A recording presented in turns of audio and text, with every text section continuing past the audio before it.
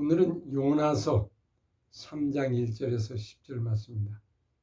요나서 3장 1절에 10절 말씀 제가 읽겠습니다. 여호와의 말씀이 두 번째로 요나에게 임하시니라. 이르시되 일어나 저 큰 성읍 니느웨로 가서 내가 내게 명한 바를 그들에게 선포하라 하신지라.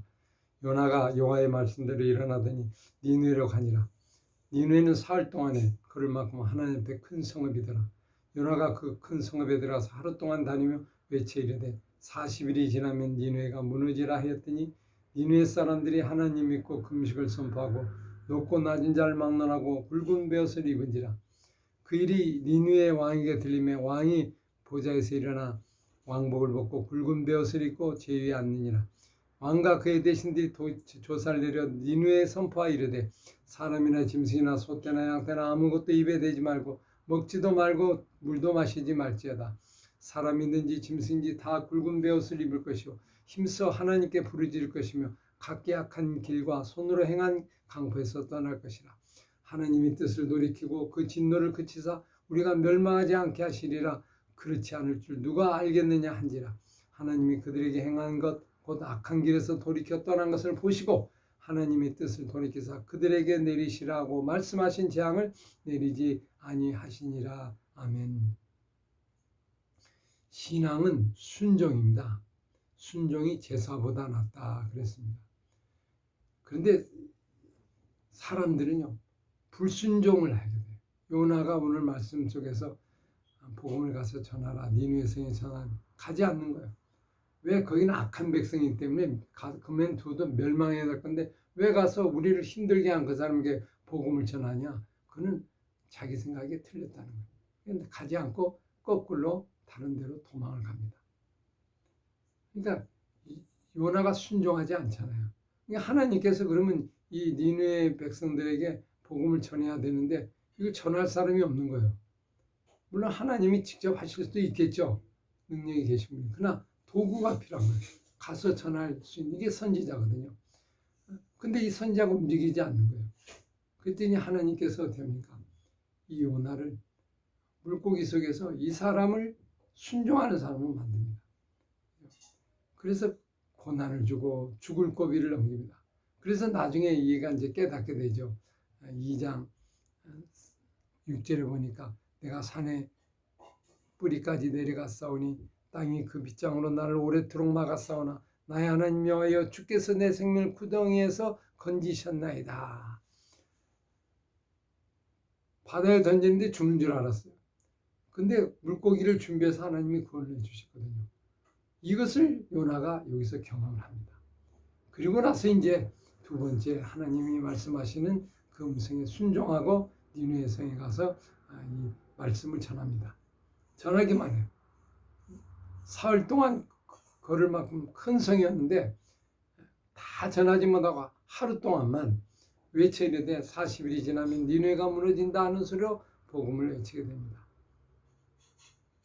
그러니까 거기에 있는 모든 왕들과 모든 신하들과 심지어 짐승까지도 금식하고 회개하며 하나님께 엎드려 용서를 구합니다.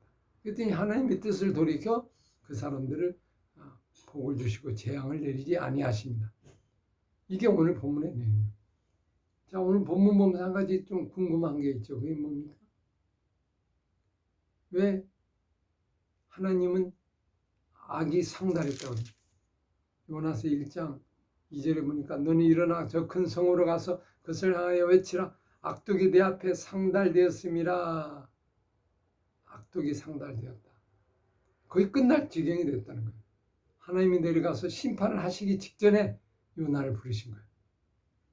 그건 뭡니까? 하나님의 정의의 측면에서 보면 이 니느웨는 멸망해야 돼요. 없어져야 돼요. 그죠? 심판에 당연히 심판해. 요나도 그렇게 생각했던 거예요.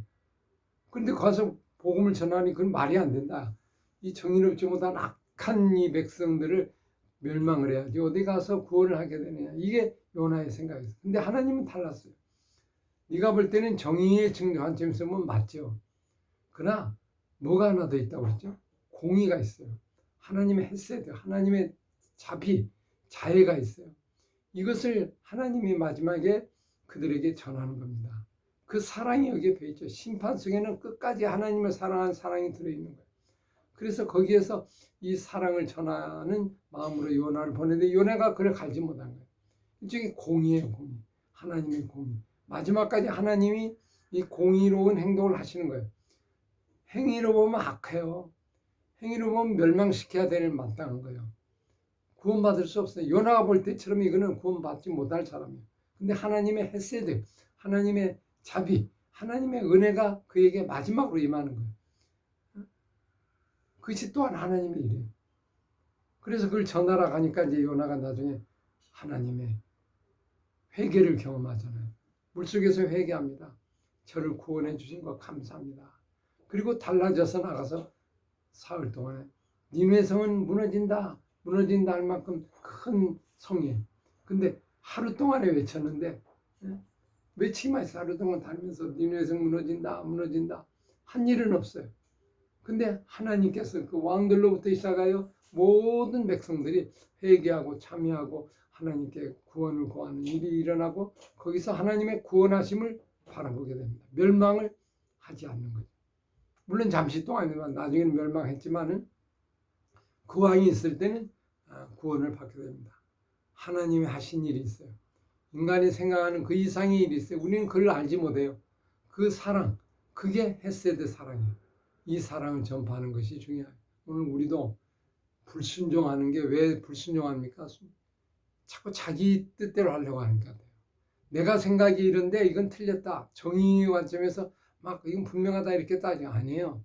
순종하라고는 거기에 하나님의 또 다른 마음이 있어요. 그건 하나님이 하시는 하나님의 성품을 드러내는 거예요. 하나님의 사랑을 그 니느웨 백성에게 마지막으로 드러내고자 하는 하나님의 뜻이 있는데 이 도구가 요나예요. 이 요나는 뭐만 하면 돼요? 나가서 전파만 하면 돼요. 도구만 되면 돼요. 다른 거 안 해도 돼요. 그냥 무너진다만 하면 돼요. 그런데 무슨 일이에요?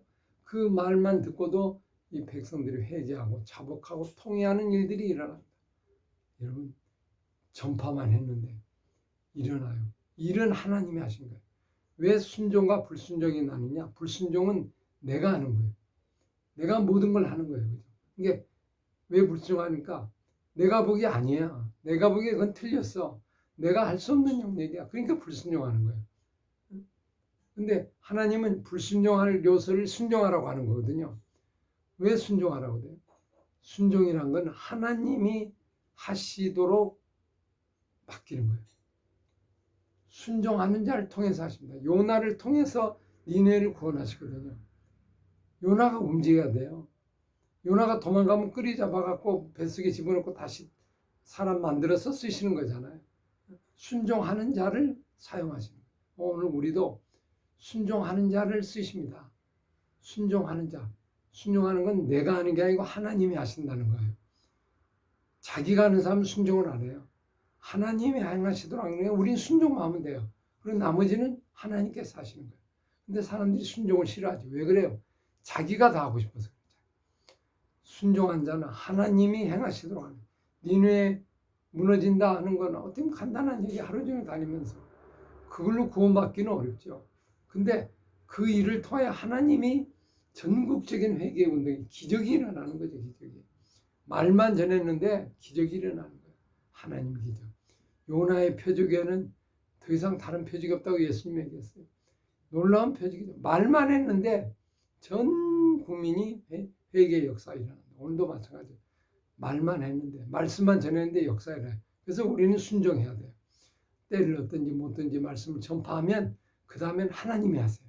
그래서 오늘 우리도 어떤 하나님을 할 때 자꾸 따지지 말고요. 내가 하고 내가 결과를 내고 내가 목표를 정하고 이러면 순종 못해요. 우리는 하라고 하신 말씀을 그대로 전하면 나머지는 그분이 알아서 한다. 사실 요나가 하면서도 뭐 구원받기 위한 것보다는 정말 이 악한 백성 멸망했다 하는 생각을 가지고 전했을 거 아니에요. 근데 그 말 한마디만 가지고도 이렇게 놀라운 역사가 일어난다. 오늘 우리도 마찬가지예요. 말 한마디, 순종하는 한마디가 중요해요.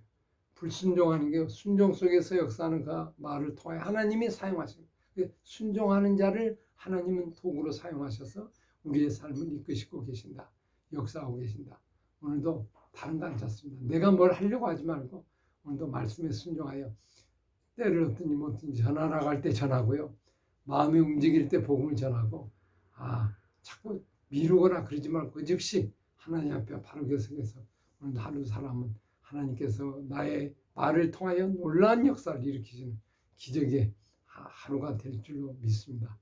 오늘 우리도 요나처럼 정말 하나님의 하라고 말씀을 그대로 전하고 순종한 하루, 뜻대로 행한 하루, 그러면 하나님께서 모든 것을 해결해 주시고 기적이 일어나는 역사가 일어납니다. 순종이 기적을 낳습니다. 불순종은 기적을 못 낳습니다. 여러분 진짜 기적의 주인공이 되고 싶으면 말씀에 따라 순종하고 하나님께 나오면 그 이유는 하나님이 모든 걸 처리하고 나가신다는 걸 믿고 살아가는 오늘 하루가 될 수 있어야 할 것입니다. 기도하겠습니다. 아버지 감사합니다. 말씀에 순종하는 하나님이 일을 하십니다. 우리가 할 수 없는 일을 그분이 하십니다. 오늘도 하나님은 순종하는 도구자를 찾고 있습니다. 주여 내가 그런 사람이 되게 하여 주시옵소서. 예수님 이름으로 기도합나이다. 아멘.